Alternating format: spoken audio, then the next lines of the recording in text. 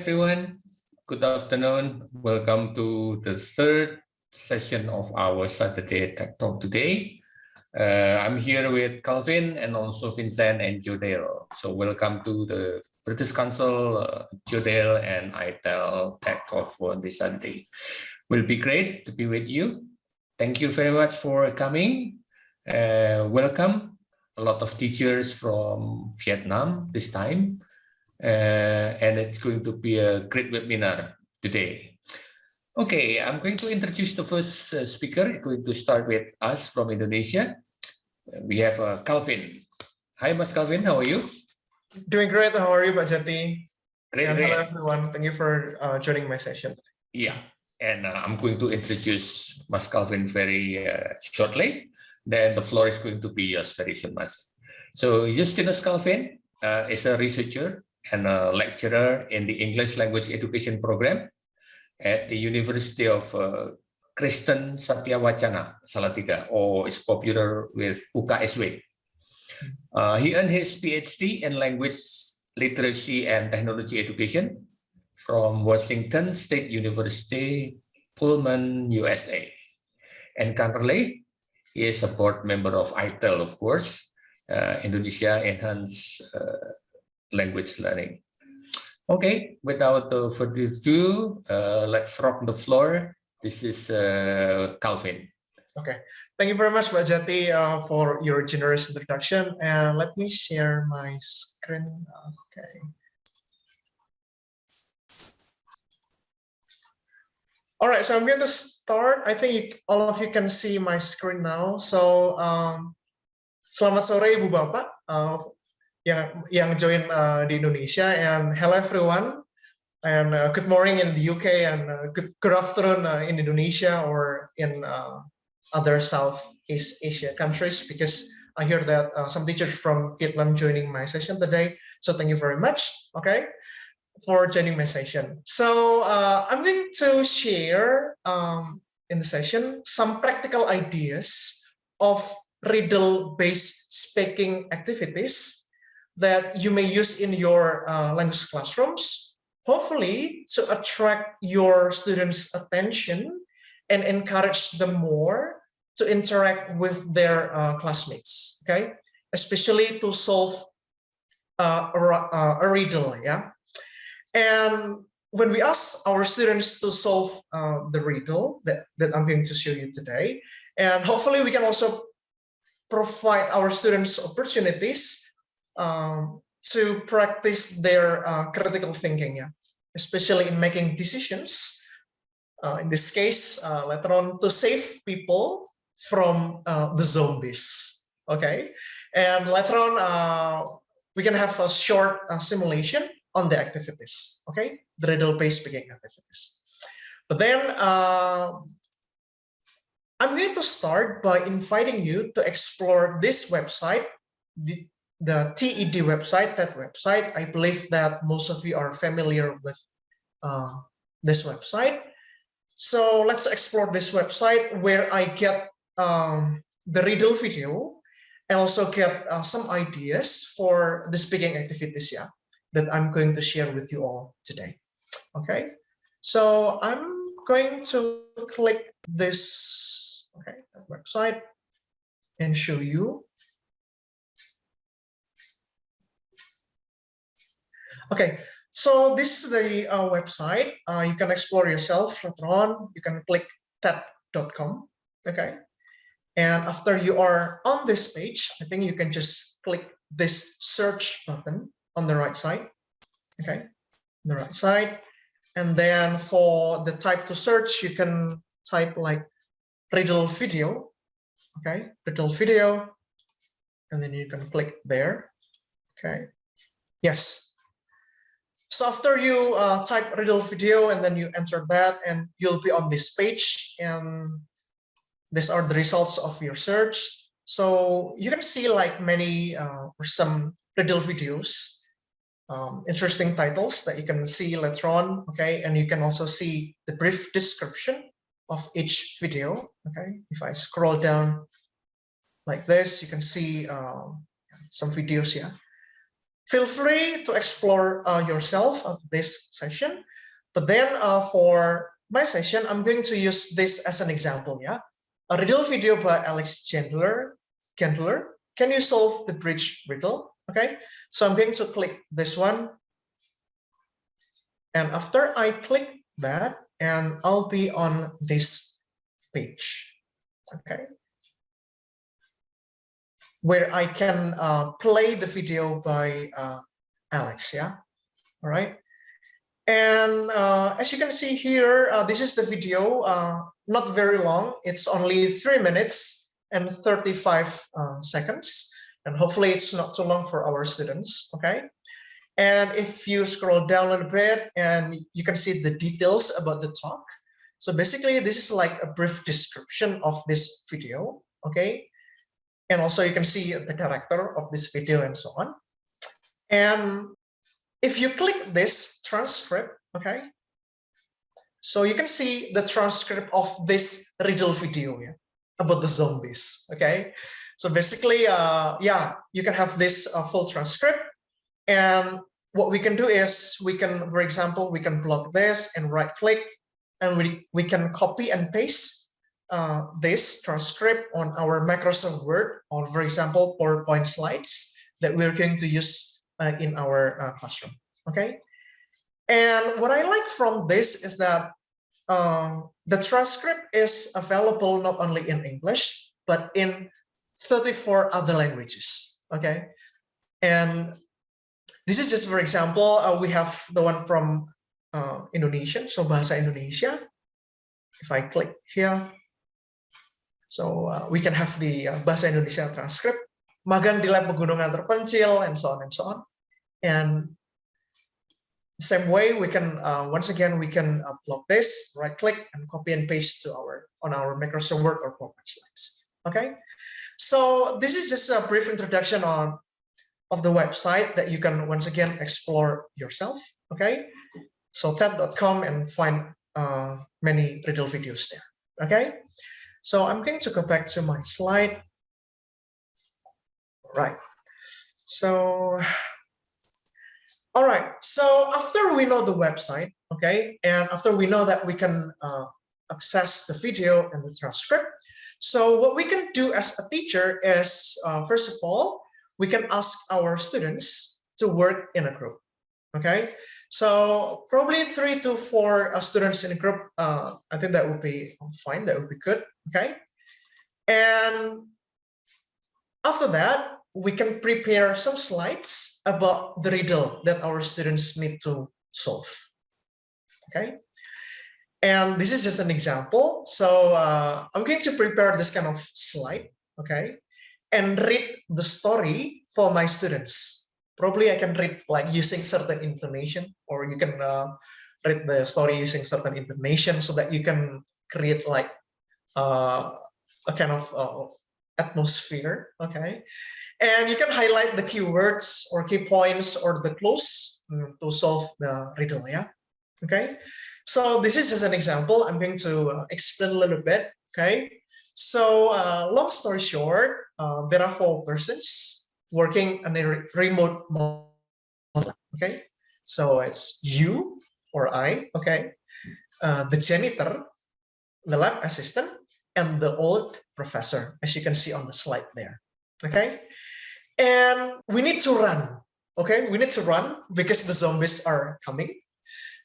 So yeah, we need to get away from the zombies, in this case, by crossing the old rope bridge. Okay, so we need to run once again. Otherwise, the zombies will catch and bite us.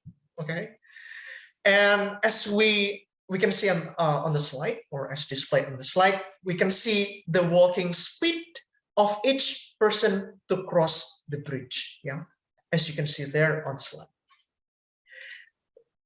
And this is just like a clue that I prepare on my slide.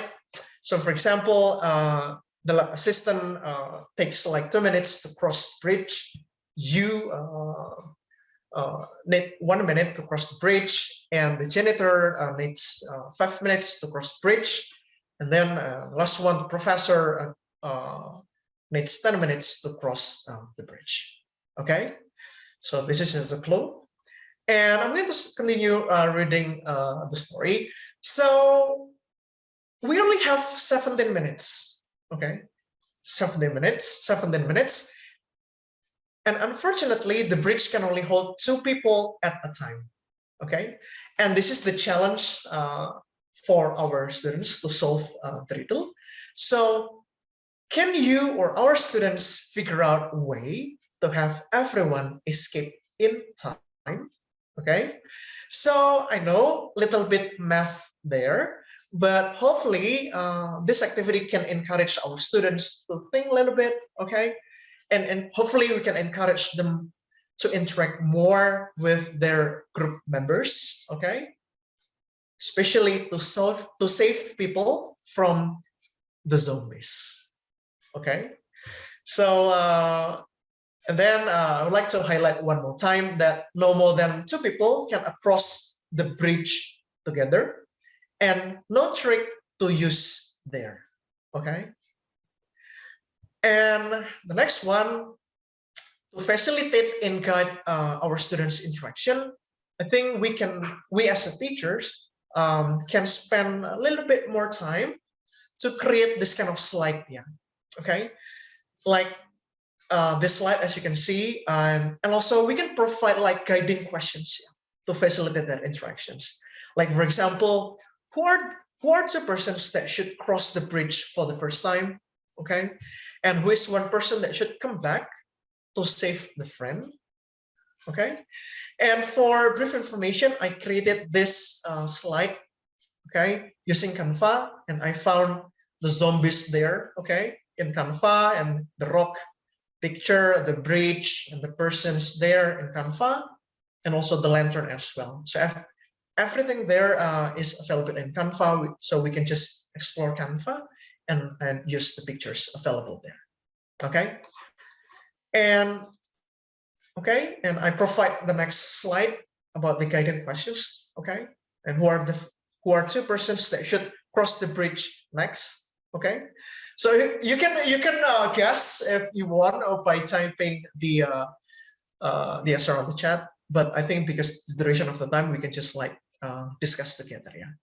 Okay, and after that, I like provide this last slide, like who should be the last 2 persons to cross the bridge. Okay, and in doing this, or in solving this riddle, I think we can give our students like around 10 minutes, okay, for our students to discuss and solve the riddle, yeah. Okay, and this is important before our students do the group discussion, okay, and to solve the riddle.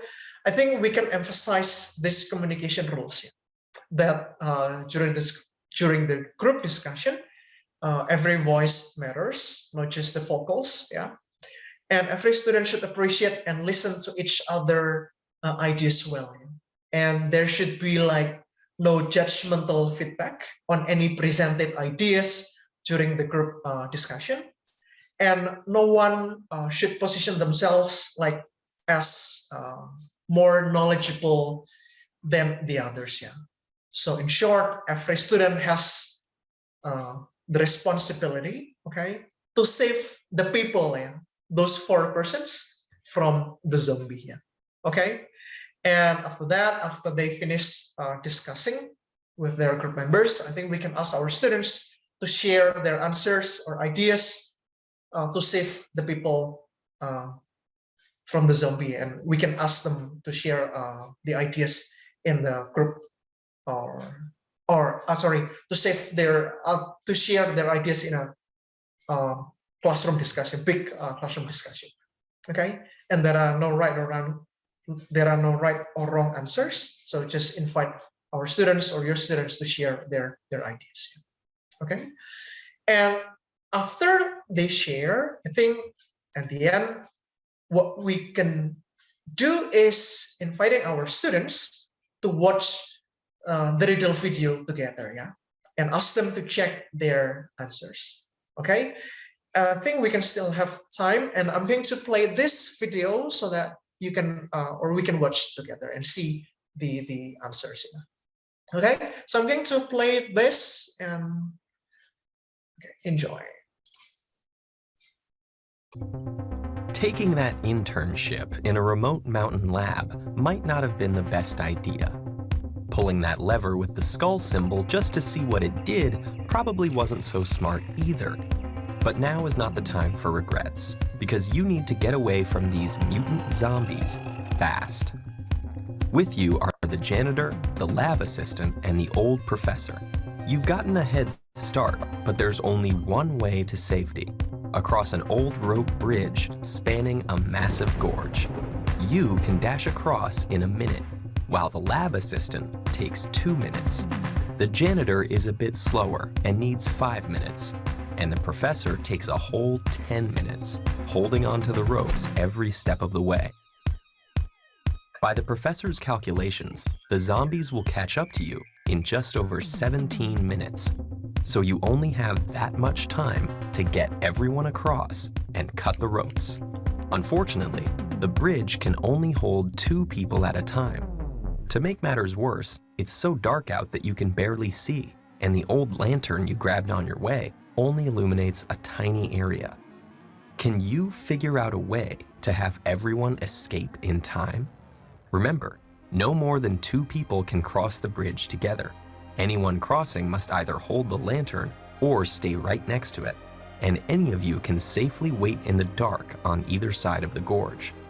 Most importantly, everyone must be safely across before the zombies arrive. Otherwise, the first zombie could step on the bridge while people are still on it. Finally, there are no tricks to use here. You can't swing across, use the bridge as a raft, or befriend the zombies.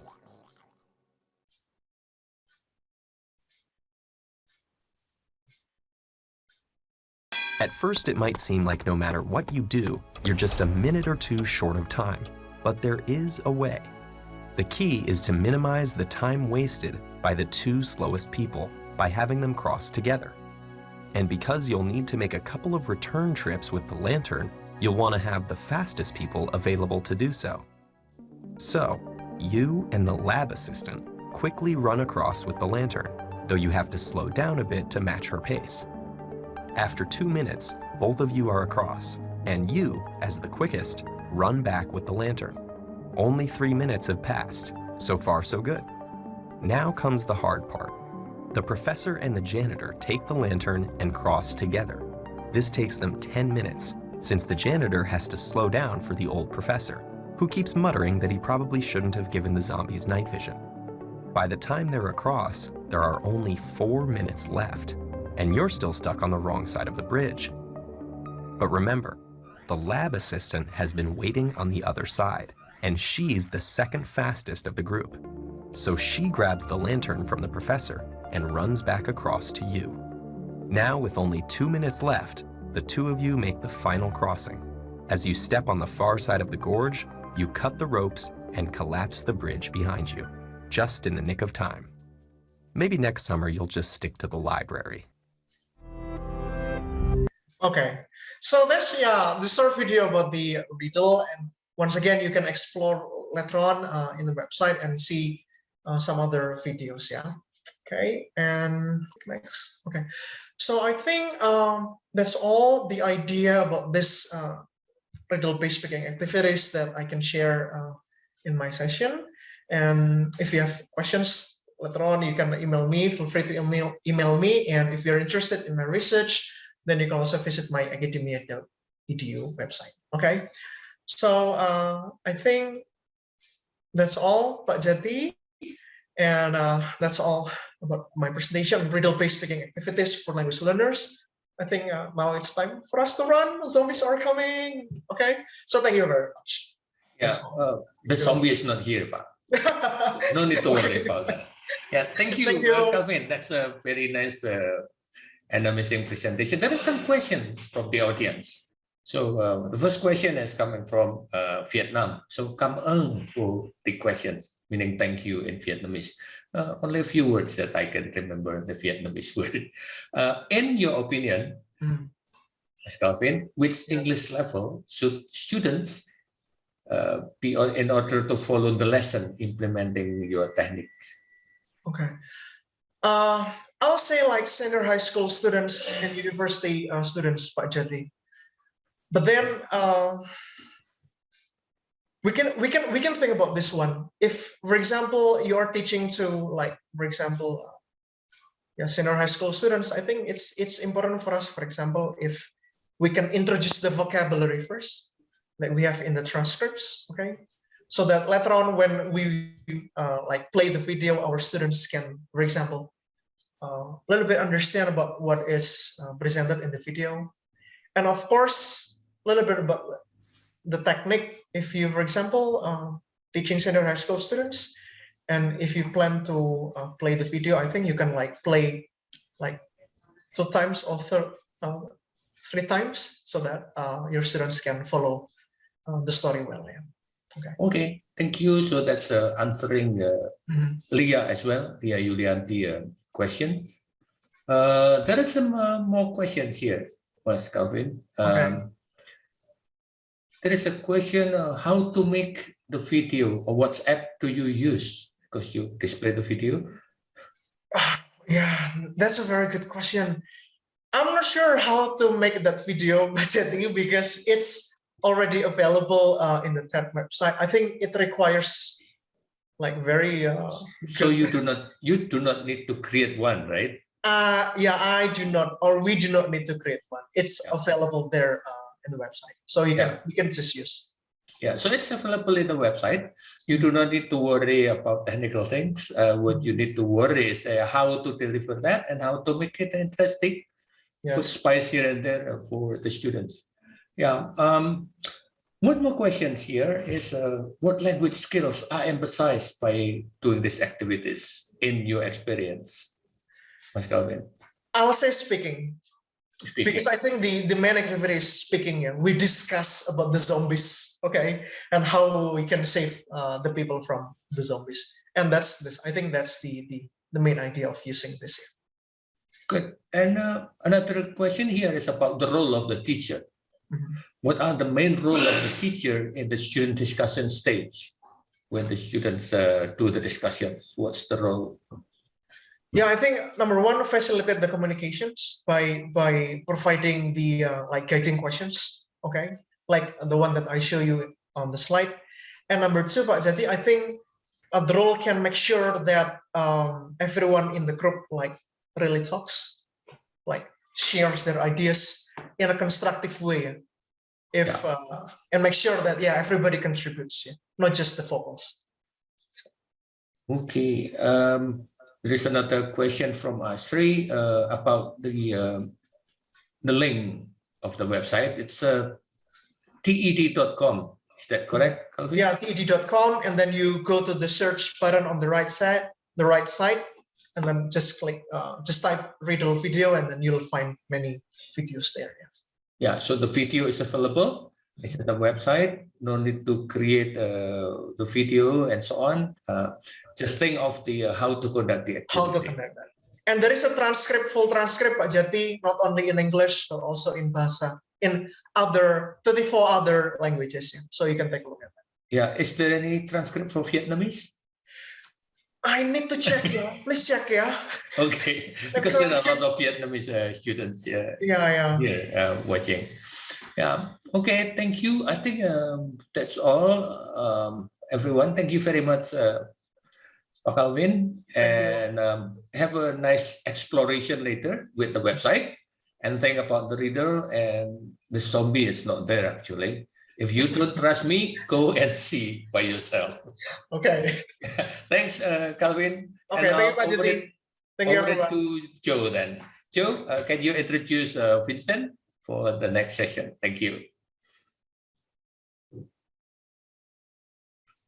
You are muted, Joe. Yeah, all good. Sorry, yeah. Okay. Schoolboy error. Thank you so much, Pak Jati, and thank you so much, Calvin, for that really interesting presentation. We've got even more questions around that, which we'll deal with at the end of the Q&A section. But it's now my responsibility to introduce our next speaker, Vincent Everett from the UK. I've known Vincent for many, many years. He's the head of department in a school in the east of England.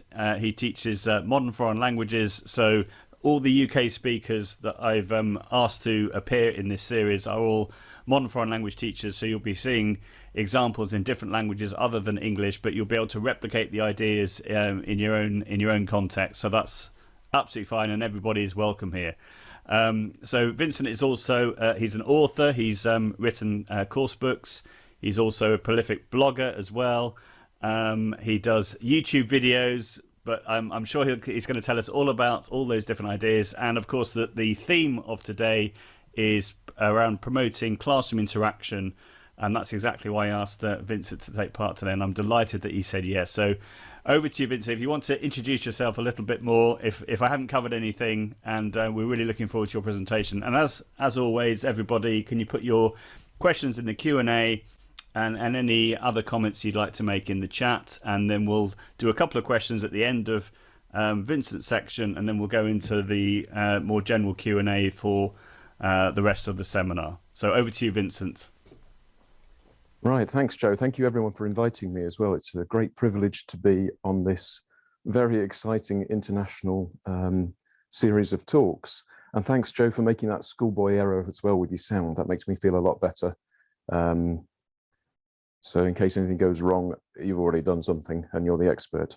Yeah, I teach Spanish and French in Norfolk. I've been teaching in the UK for 25, 26 years. Before that, I taught English in Mexico, and I did a year teaching English in France as well.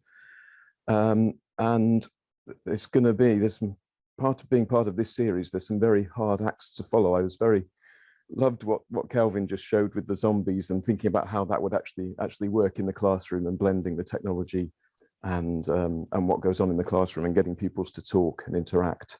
Joe knows that mine will be mainly about the classroom. These are things that I've been doing for many years, just getting pupils to talk. And then, because it's iTELL, there'll be some technology towards the end to show how this maybe can be extended online. We're going to look at something called QWIQR and how to use it for conversations. Okay, that's my school. You can see here my Twitter account if that's interesting, or you want to have a look on there, and then my blog that Joe mentioned. And at the end, I'll give you a link to this presentation, and it's all going to be on the British Council website and Joe Dale's YouTube channel, so you can find it all on there. Okay, right, let's get started. So interaction in my classroom, straight away, obviously, we want our pupils to be communicating in English. If you're teaching English, my students in French or in Spanish, talking to each other, maybe doing information gap activities or answering questions or doing puzzles like Calvin was showing, where they work on things together and come up with a solution.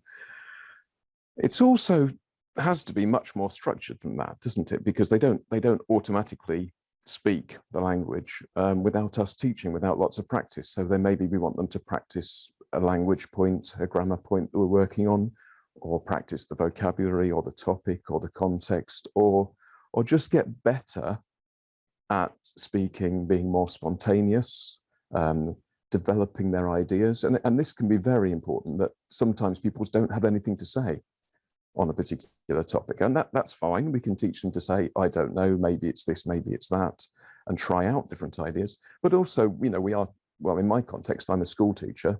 We're teaching pupils not just the language, we're teaching them to think, and we're teaching them literacy, and in this case, oracy, so the ability to extend, be coherent, logical, communicate well. And we also have the criteria for what is a good piece of speaking. These might be our own developmental criteria, or it might be the exam criteria.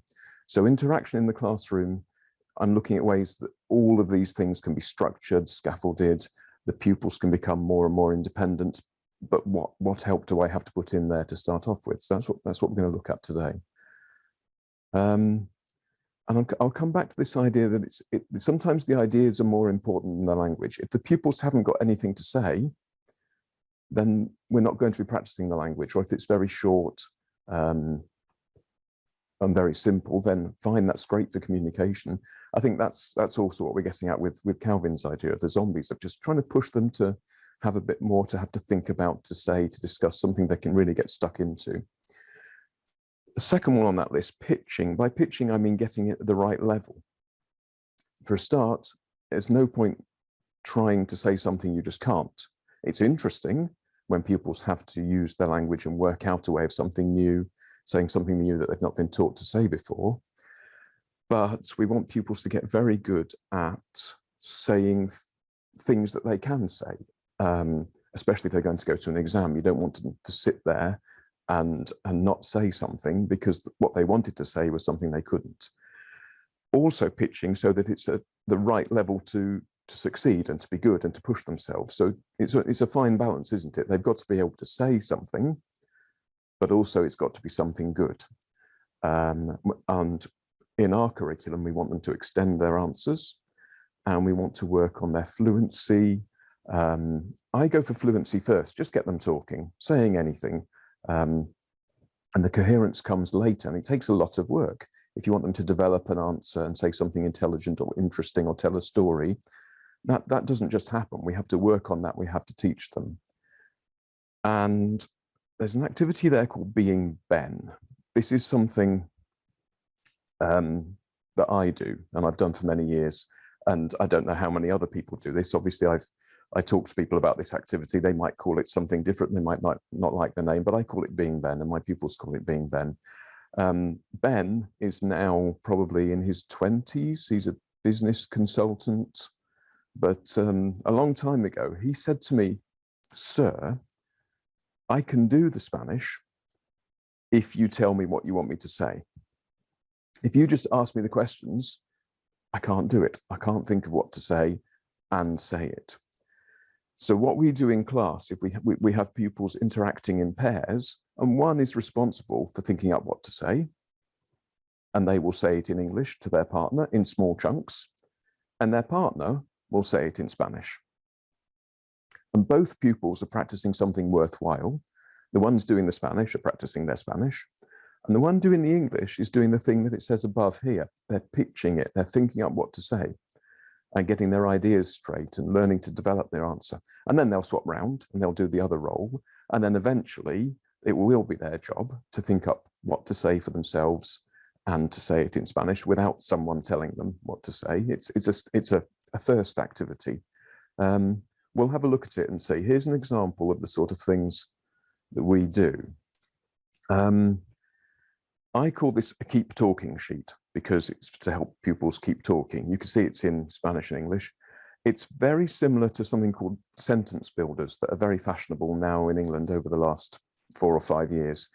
But I'm not interested really in building sentences. Like I said, I want answers that are developed beyond a sentence into a story.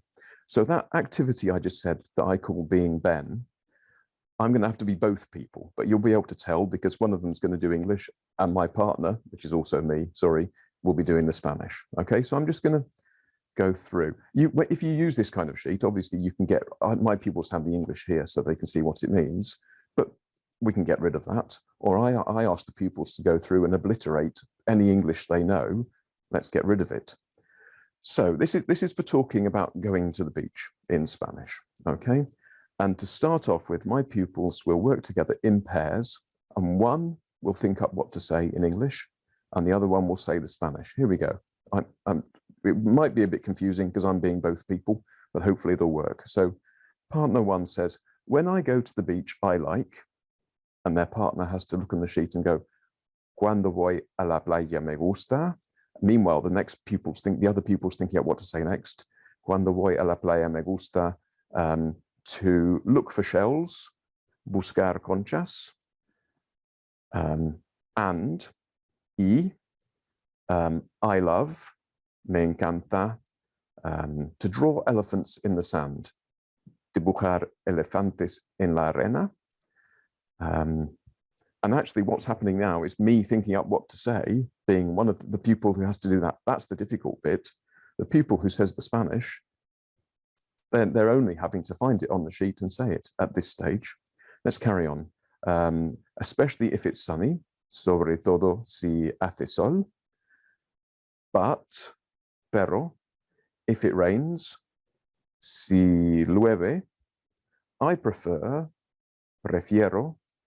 to drink something in a cafe.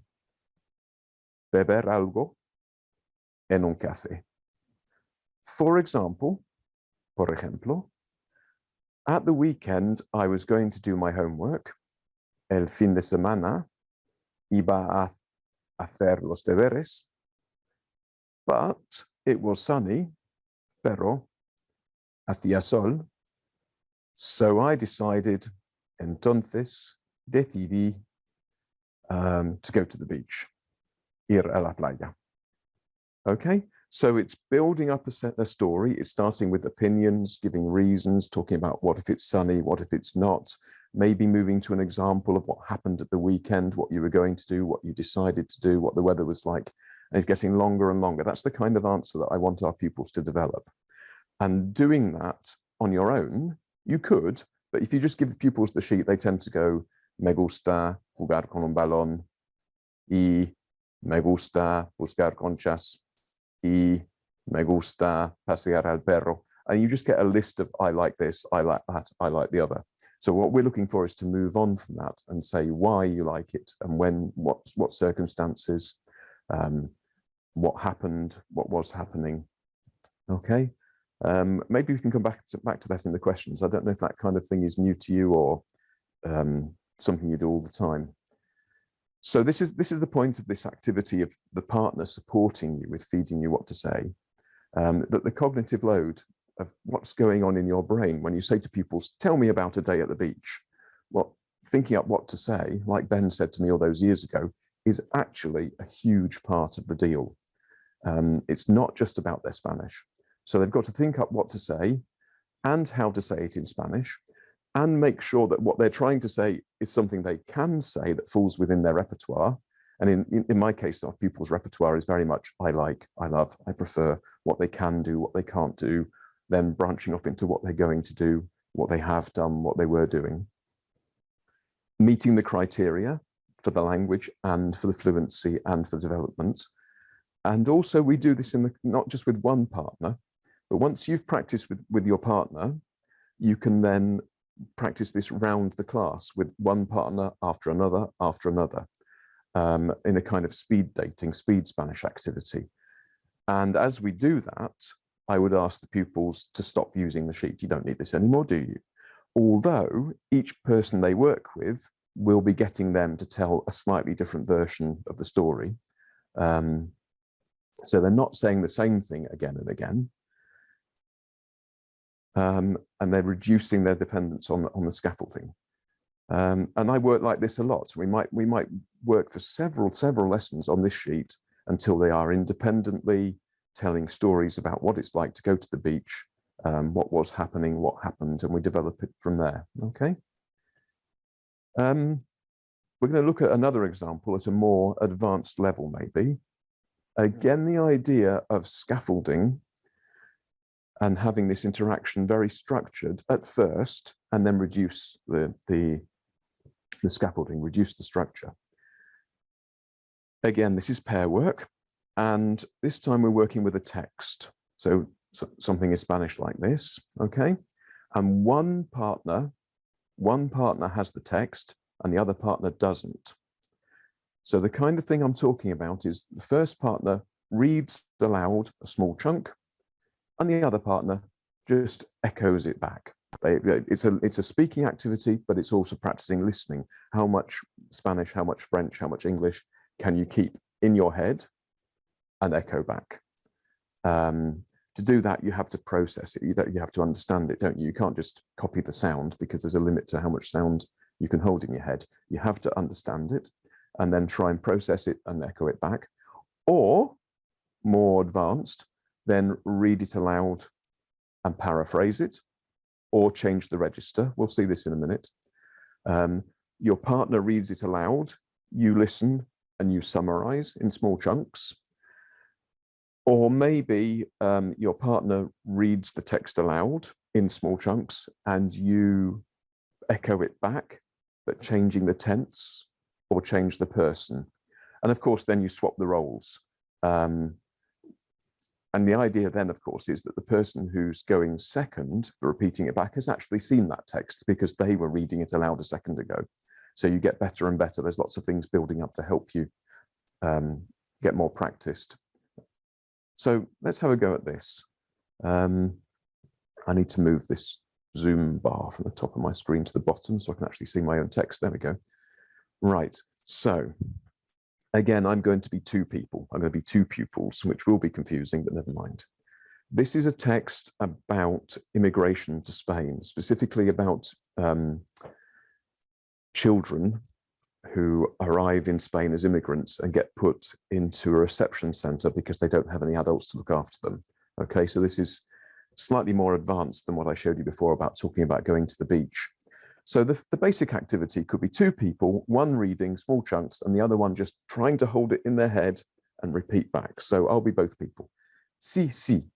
En Hortaleza siempre hay problemas. And the other person without looking, sí, sí. En Hortaleza siempre hay problemas. I can do that. Some of my students might have to do smaller chunks. Some would be able to do longer chunks. No tienes dinero, ni ropa ni nada, y centro no te paga. Right. No tienes dinero.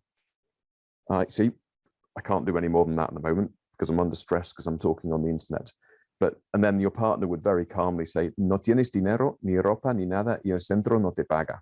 And you would go, no, okay? And you're trying to build it up into longer. You could do it translating as well. Can you understand and simultaneously translate? So, sí, sí, en Hortaleza siempre hay problemas. And your partner would have to go, yes, yes. In Hortaleza, there are always problems. And maybe at this point, after a little go, we'd swap. So the person who's reading the text would be doing the not seeing the text, which gives them a bit of help because they've seen it. This text is very, well, for a start, it is first person. It's saying I and we in this center, and you don't have any money. For our students who want to talk or write essays about this situation with young immigrants into Spain, they would have to do it in third person. So we can start right now. So, no tienes dinero, ni ropa, ni nada. They would have to say, no tienen dinero. So they would be changing it from you don't get any money to they don't get any money, but doing it spontaneously as a spoken activity. They might want to change it to the past tense. So saying they didn't have any money, so that they're not just repeating back, but they are having to manipulate, but putting them on the spot to do it spontaneously. And also this is very spoken Spanish. This is an interview, which is why it's in the first person. They might want to then paraphrase it, but taking away some of the slang or making the sentences more coherent. And begin that step of when you later come to write this up as a piece of written work, actually, you've already done it as a spoken activity in structured steps from just repeating.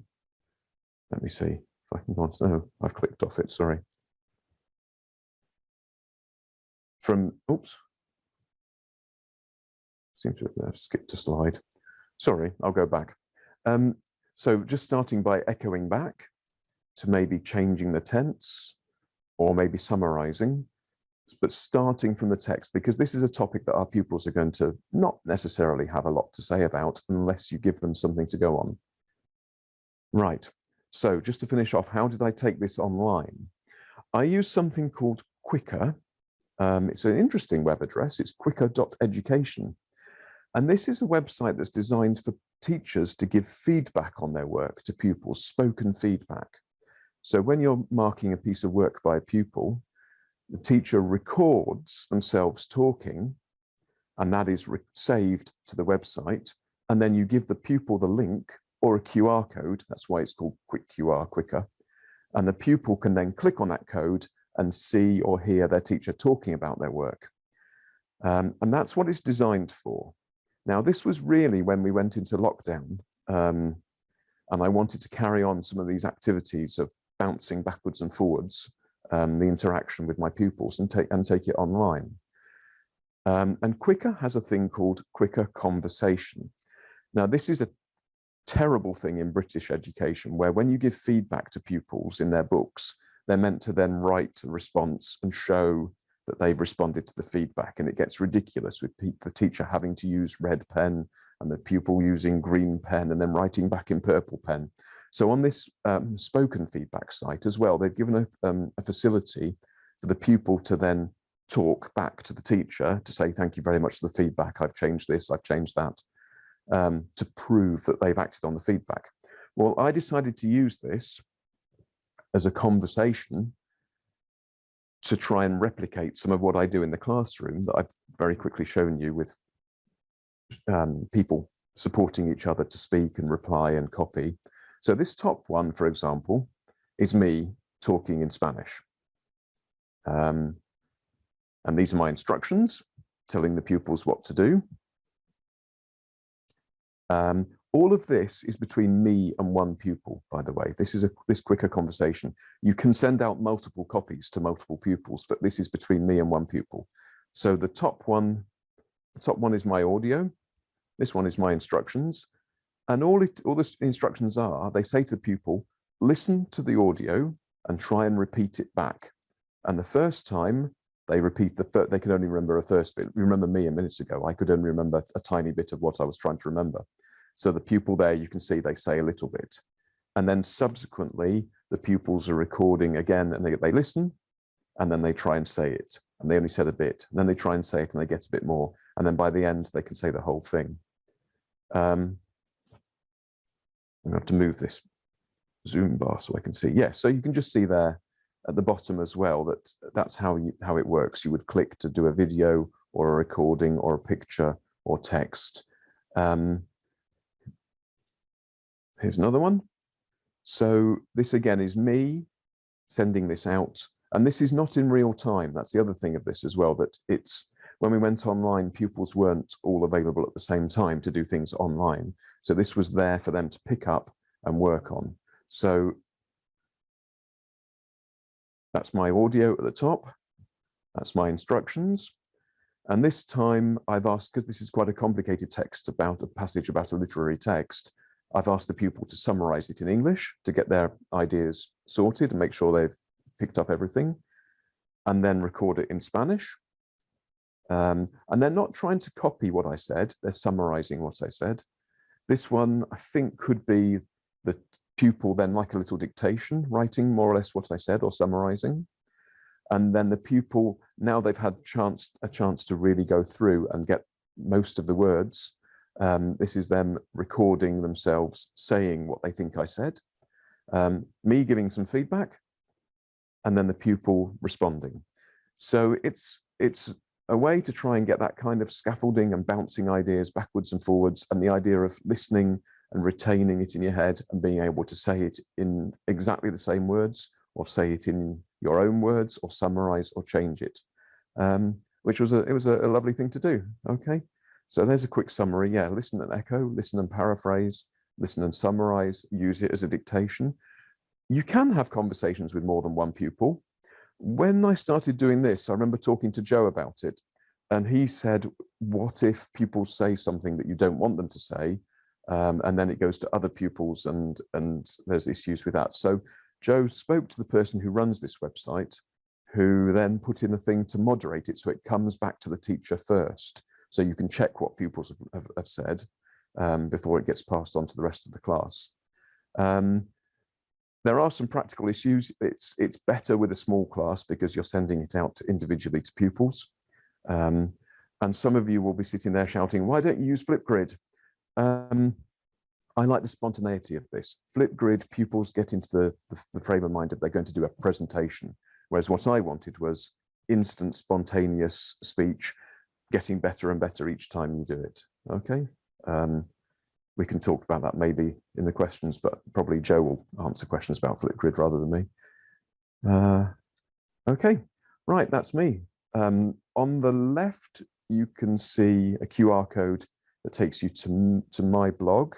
And then the QR code on the right is with and you can see the bit.ly here as well, is to these slides. I mean, I know it's going to be recorded as a video, but if you're interested in the slides themselves, they're going to be saved. Okay, right. I will stop sharing my screen and pass back to Joe for the questions. That was fantastic, Vincent. Thank you ever so much. I really enjoyed seeing the way in which you put the presentation together, going through the different techniques of using the sentence builder, and then showing us the idea around using QWIQR in conjunction with that. That was fantastic. We've got some great questions. I'm just going to do a couple of questions to start off with, and then we'll have more questions in the Q&A section, if that's okay. But I'd just like to really thank you for doing that and putting that together. That's been fantastic. So we've got some great questions. I've been very busy populating the Google Doc with the questions. So let's have a look at. Yeah, this is a good one to start off with. Right. So you mentioned read aloud and partner echo back. The question is this suitable for a large class of, say, 30 to 40 students? And if so, what advice would you give on controlling such a large group with doing these sorts of activities? Yes. No, I do these activities with classes of 30, 32 is probably the biggest we have. And I think because it's structured, that really helps. I think if you say to 40 pupils, talk to your partner about something, then some will do it, some won't know what to say, some will think of something to say that they can't. I think that's precisely the problem that this gets to, that it starts off by really guiding what the pupils have to say, but giving them the scope to take it on further. And the idea of this interaction being there for pupils to support each other and challenge each other, and the idea that you've got this text to start off with, but we are going to reduce your dependence on the text, and more you're going to have to be using your own ideas, and this is your chance to support, to challenge. Yeah, and swapping round partners as well, and sometimes pupils work really well with a partner that they like to work with, and sometimes it's surprising when you put them with another pupil they don't normally work with, and they actually feel very challenged to work with that pupil and to show what they can do. Maybe it's someone they think is much better than them or something, but then that's when they really suddenly, well, no, I can do this, and we can support each other. So yeah, I mean, I understand there can be issues, and there'll be pupils sitting there going, I'm not doing this, but mostly I find that's when there's an element of, I don't know what to say, I don't know what to do, I don't know how to say it. So this is designed to start off from very clear. Let's really support with you what to say. Let's support you with how to say it. And then we will slowly take away the scaffolding. We'll slowly take away the support. That's fantastic. I mean, that leads on nicely to the next question, which you sort of answered, but because I think it's really important to put this question as well, we can sort of carry on with the answer to that. And the question is, but it is still scripted, at least on the Spanish part. If the Spanish partner is asked to reproduce, how possible is it to do that? But I think you've answered that question as well. But is there anything else you'd want to add? Yeah, that's the thing with trying to squeeze it into such a small time and get so much across, and not really knowing if people do this kind of thing already, or if it's completely new, or if people are getting it, or people are, well, I mean, if you do your own version. Yeah, I think that's the jump, isn't it? That when you move from parrot echoing to summarizing to changing, and then you'll come back to it next lesson and say, now talk about it, or give them some bullet points. So yes, you take it step by step. It doesn't magically happen. But the thing is, if you said from the start off, talk about this, you'd get very little, because they haven't got the ideas, they haven't got the vocabulary. So yeah, it's a way of building it up. And then of course, yes, you have to take it a step further. Yeah, absolutely. That's fantastic. Lovely. So that's brilliant. Thank you so much, Vincent. So we're going to open it up to the Q&A section. I think we're just about on time, sort of, which is lovely. And we've got some other questions which I'd like to put to Vincent and to Calvin. One question that we had coming up, which I thought was really useful, which was, and this is for either of you, how can we make sure that students will speak English in their groups? Or in the case of Vincent speaking Spanish, how do we make sure that they speak in the target language we want them to speak in? Maybe Calvin, do you want to make a comment on that? Yes, thank you very much. Number one, I think we need to explain the why our students need to speak in a group. Okay, for example, hey, this is your opportunity to practice speaking in English, because if you leave this class, I'm sure you'll like, for example, speak in your first language. So please use this opportunity to practice speaking English in your group. Number two, I think we need to, as a teachers, need to make sure that the group is a safe place to speak. Yeah, as what I explained earlier, that we need to make sure that, hey, there will be like no judgmental feedback if, for example, I say something wrong or I mispronounce certain words wrong. So no judgmental feedback, and we need to listen to each other well. And yeah, so need to have that safe space in that group. Yeah. Fantastic. And that's all about generating the right atmosphere in the classroom for people to take risks and what have you. Vincent, any other thoughts on that? I agree completely with everything Calvin said. I also agree it's an excellent question. And that's my worry sometimes, with things like Calvin showed, the zombies, and it's so exciting. And it is about group discussion and figuring out a puzzle, and the context is great. That's exactly when the students love it so much. They want to talk in their own language, whereas we think it's going to make them want to talk in English or Spanish. But it's the pupils, so they like it so much, they want to discuss it in their own language, and maybe that's fine. And then they do the task in the language they're learning. So you can allow them to react, because otherwise, if you say, in your context, only speak English, maybe for some pupils that means don't talk. Yeah. And they've got things they want to say and you're prohibiting. So we should be about communication, and we're about step-by-step communication. So if there's something they want to say, let them say it, and then we'll explore. Can you now say that in the other language, or how much of that can you say in the other language? So yeah, it's an excellent question. Yeah, that leads to another worries about that I read from the chat and also from the questions. What strategy will you apply? Because this is such interesting and interactive activities when your student got a limited vocabulary. Any suggestion to adapt that with a low level of or limited vocabulary? Yeah. It's just challenging questions, I know. I think what's been interesting is we've had Calvin looking at more sort of like intermediate to students with more language, whereas with Vincent, with the sentence builders, you can do that from students which don't have as much language. So it's anyway. So Calvin, I was interrupting. Sorry. Yeah, that's right, Joe. But I'm thinking of like we have the transcripts in the first language if it is available there. Like for example, in Bahasa Indonesia, we have the transcript in Bahasa Indonesia. If for example it is too difficult to start talking about the riddle directly in English, so I think we can start by like, okay, we can use Bahasa Indonesia, and as what Vincent said earlier, then after that we can explore what we can say more about that in solving the riddle. So yeah, and also maybe it's good to teach the vocabulary at the beginning. Find from the script different difficult vocab, difficult expressions first, and then follow up with that activity. Yeah, but again, it's challenging. I know. Yeah, I think with Calvin's zombie thing, it would depend on the level. So that, at a certain level, the students would be able to interact in English and say, what if he goes first, you go first, how long does it take? Oh, it's 1 minute, it's 5 minutes. We have to do this. No, you can't do that.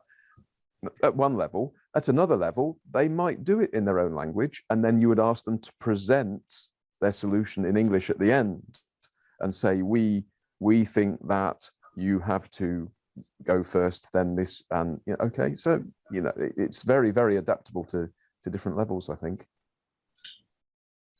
Fantastic. We've just got a quick question, if it's okay, for Vincent, which was Winder in the chat has asked, question to Vincent, what is meant by speed dating? I'm curious.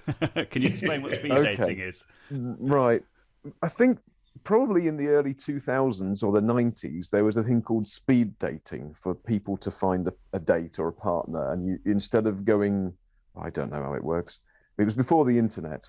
So you would go along to a local place and you would meet people socially, and you would spend 5 minutes talking to a person, then a bell would ring and you'd move on to the next person.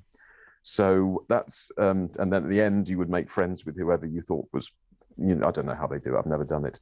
But when I was doing this in the early 2000s, moving pupils from spending 5 minutes talking to one person, now move on 5 minutes talking to another person, they said, "Sir, this is speed dating, isn't it?" So it's called speed dating, and that term's used in English language classrooms. People talk about doing speed dating, meaning practicing their French, practicing their Spanish with one partner, and then for a set amount of time. And when the teacher says move on, they move on to another. For me, the important thing is that you should be using that repetition of practice to be less dependent on the resources that the teacher's given you. You should be more and more independent with the language, and you should be more and more independent thinking up ideas and being able to extend them. So it's the practices with a purpose. It's not saying the same thing 10 times to 10 different partners. It's getting better and better. And then when you come back to your original partner, they can then see how much you've improved or how much more independent you are. So it's very valuable, very useful. Fantastic. That's lovely. We just do maybe one more question, if that's okay. I'm aware of time. The next one is, I think, particularly pertinent for online teaching. So maintaining classroom interaction is very important and challenging at the same time. What do you usually do to keep encouraging students to actively participate in online classrooms, especially when their speaking ability is below average? I think this is a challenge which teachers around the world have been facing. Any insights? Calvin, if I maybe put that to you first, if that's okay. Yes, I think one thing that I can say in responding to that question is, I think we as teachers need to think about interesting topics to bring in our classroom. Not just, for example, asking our students to say, okay, how are you? And how's your weekend? I think we have been doing that again and again. Yeah. So I think we need to bring not only about the riddle-based activities, but also other activities other topics that are interesting and that can encourage our students to talk, to discuss about that interesting topic. So. Lovely, thank you. And Vincent, any thoughts? Yeah, I mean, that's one thing that the QWIQR conversations was good for, because it's recorded and it's submitted, and it's not live where all one person's speaking and all the others are in the Zoom or in the Google Meet or whatever it's, or the Teams or whatever, listening or not listening. It's done by the pupils with that degree of spontaneity. People use Flipgrid for a presentation, but that QWIQR had that degree of spontaneity, and it comes to me and I can listen to what they've done. And the other thing is, we used that kind of sentence builder that I showed the example of going to the beach. You can do that. You don't know if pupils are speaking, or you can, but I did that in online teaching. So I would say, when I go to the beach, and the pupils at home are meant to go, cuando voy a la playa, I can dig holes in the beach, puedo excavar agujeros en la arena, and they may or may not be saying it, but they're still following through the process. They're doing it in their heads, they're following on the sheet, they're listening to me say it. So we can relax a bit. I mean, I know some of my pupils were, because their parents said they're speaking Spanish in their bedroom. So yeah, I think we have to relax a bit when it's online, especially in circumstances that are out of our control, and you can do it. Fantastic. Well, thank you so much, both of you, for your fantastic answers there. We've got lots of other questions, but I think we're a bit limited now on time. So without further ado, I'd like to hand back to Pak Jati to close us up and talk about certificates, which I know is something which is very important to lots of attendees about if they're going to receive a certificate after the webinar. So over to you, Pak Jati, to finish us off. Okay, thank you, Joe. Thank you, Vincent. Thank you, Calvin. Thank you, everyone. And happy Teachers' Day for people from Vietnam. I think it's a Hari Guru in Indonesia. So thank you very much. We are celebrating the Teachers' Day, and Happy Teachers' Day. For all of us teachers, so the 20 is the Vietnamese Teachers' Day, actually. Yeah, thank you for coming. And for the exit ticket, here is the exit ticket, bit.ly/exit -STT3. Then you can take that QR code, and then you fill in the form After that, you will get your certificate there. Yeah, the certificate is available, so better do that. And also for the next TED Talk that we have, we're going to have 3, not only 2, but 3. One from Indonesia, it's Pak Agus, and also we're going to have Sabrine and Rebecca. And we're going to talk about embracing collaboration in language classes. So don't miss that. Take a picture or screenshot of that. At the same time, 4th of December, that's 16 to 17 Jakarta time. Yeah, take note and spread the news to everyone. Also, not related to this, there is a British Council teacher webinar series. Again, take a shot of that. This is episode 3, how to teach listening. We're going to have one speaker from Indonesia, I think, if I'm not mistaken. Yes, we're going to have Dian. Ibu Dian Harnita is a senior high school teacher that's going to participate in that. You can register that. Just take a shot of that. bit.ly/register. Maybe you can put that in the chat box later. Yeah. Thank you very much for that. And also, we're going to promote our next year conference. It's going to be in Jogja. It's face-to-face conference. British Council with iTELL. It's all about technology. Hopefully that we can do it face-to-face. We have been on the screen for too long, I think, for around 2 years. Then hopefully we can do that. Okay, thank you very much for coming, everyone. And I'll see you in the next 2 weeks. Yeah, Joe, I, and British Council saying thank you very much, and see you in the next 2 weeks. Bye. Bye, everyone.